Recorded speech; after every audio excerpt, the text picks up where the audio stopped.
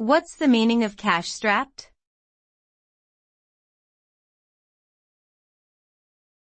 Cash-strapped.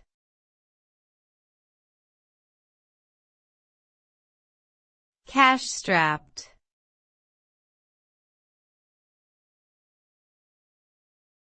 Cash-strapped.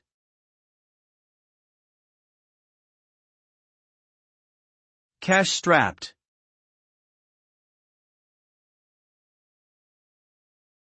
Cash-strapped is a term used to describe a situation where an individual or organization has limited resources and is struggling financially.